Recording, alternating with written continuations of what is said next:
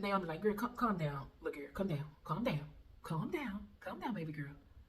The man is gonna take care of it, okay? Let's see what happens. Let's just sit here patiently and wait.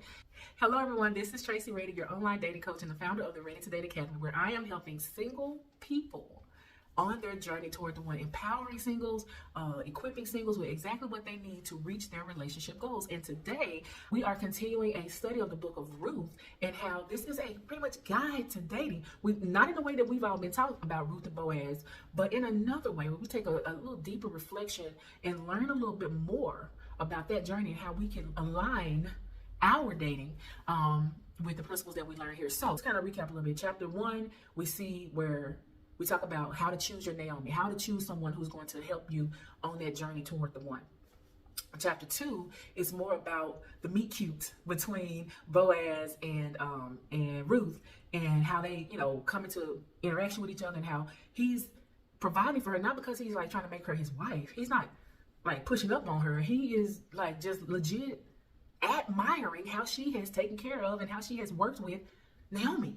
Okay, so again, we talked about how there's blessings attached to your Naomi that will trickle down to you just because of affiliation. Okay, Ruth and Boaz meet, and then that brings us to chapter 3. Now, how awkward it would have been if Naomi told her in verse, I think 2, when she met him initially. What if Naomi would have told her then the stuff she told her in verse 3? Go put on your perfume, lay at his feet, blah, blah, blah. What if she told him that? I mean, what if Naomi had instructed Ruth that? That would have been awkward. This girl that just started working in the field, the same day, she gonna end up in his threshing floor. Like, what are you doing here? Which he still was surprised when she was there, but he knew her. Because this is like 3 or 4 months later. He knew her. Had a relationship with her, had gotten to know, everything. So yeah, he was shocked that somebody was there when he woke up, but he was like, oh, okay, it's you. And so she was able to do the things that Ruth said and present her case to him. And then, we'll get to the next part in just a second. So let's see. It would have been not only just inappropriate, but it just would have been awkward for her to jump too far ahead. And so it's just a process to think. Again, we need accountability. It brings me to verse 18, where Ruth, just like she told her in verse 1, okay, it's time for you to come on, you gotta do this. After she did all that stuff and she came back to Naomi, she said, okay, it's time to slow down. Slow down, be patient. Let's see what the man do. Let's see how the man gonna behave. And baby, we do not like that part.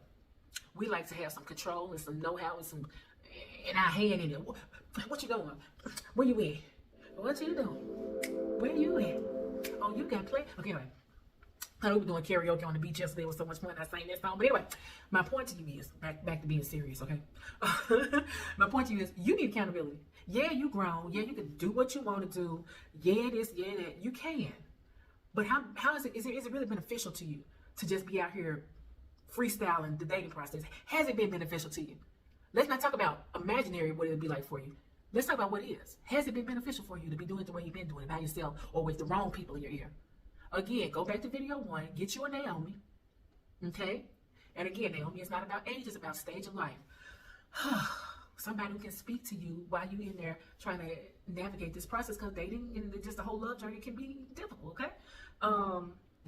We want to have so much control that it gives us anxiety and it gives us a lack of peace. Let me tell you a little bit more about Ruth that we don't always hear about. According to some things that I've researched about her, she was 40 years old. She wasn't no little young buck. She wasn't 19, 25, nothing like that. Early 30s. She was 40, okay? 40 with no kids. And at her time, that's pretty much a death sentence, all right? So she was 40 with no kids, and I can imagine the anxiety she must be having, because she went from just working this field with potentially no thoughts about a husband or anything like that, thinking maybe that she was going to be a widower gleaning for the rest of her life. That's what I had taken care of Naomi. So I'm thinking that's probably was her mindset. Now we're going to introduce this idea of a man that could potentially be her husband. I can imagine she got anxious. I can imagine she wanted to, oh, I got to figure out what's going on. We got to do this. Did I say it right? Did I do it right? Whatever. And Naomi's like, girl, calm down. Look here, calm down, baby girl. The man is going to take care of it, okay?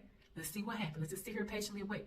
There will be no reason for Naomi to tell her to be patient if, in fact, she wasn't showing some lack of patience or something, or showing some anxiety or something.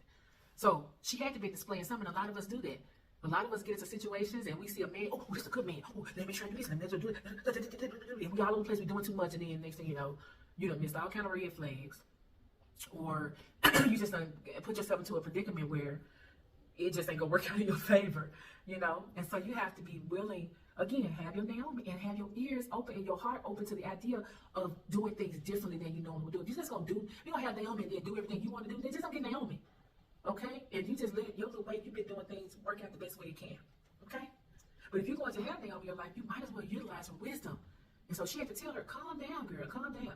Yeah, so she probably felt Ruth probably definitely felt a sense of urgency since she's 40 with no kids. And now you got this idea of this husband that could be introduced. You're like, oh, a new lease on life. Oh my gosh, I might not just be a gleaner, taking care of my mother-in-law forever. So, I mean, I can honor and respect that in her, but I also want to warn you that you can get in your own way if you don't have somebody there in your ear, who's been in your ear, who with you on the whole process. See, sometimes we will invite in a friend or a mentor or get some advice or look up something online or whatever, and we can dismiss it. If it's something we look up like on our own, like online or in a book or something, we can dismiss it and make it fit into what the agenda that we have, okay, the fears that we have, the anxiety that we have. So we don't have no accountability there. We might have the information, but not the accountability. On the other hand, we might ask a friend or a parent or someone, and then if they don't say what you want to hear, they hate. They don't have my best interest at heart no way. And I remember that time they did. Who they just gonna tell me something about it? It reminds me of the show Sisters that it comes on BET. There's one friend. Spoiler alert. Okay. There's one friend who she's always. And everybody else's business telling them exactly, well, you need to do this and this is what's wrong with your relationship, and you this and this and this. And so the tables turn, she doing some silly stuff in her relationships, and they're coming to her and she's like, why y'all judging me? Y'all don't make me know it, and y'all this and y'all that. So when you can get the information on your own and not having the accountability. You can get the accountability and just not like the information, and then you interpret it in such a way that you say, to make it fit your agenda. Again, your fears, your anxieties.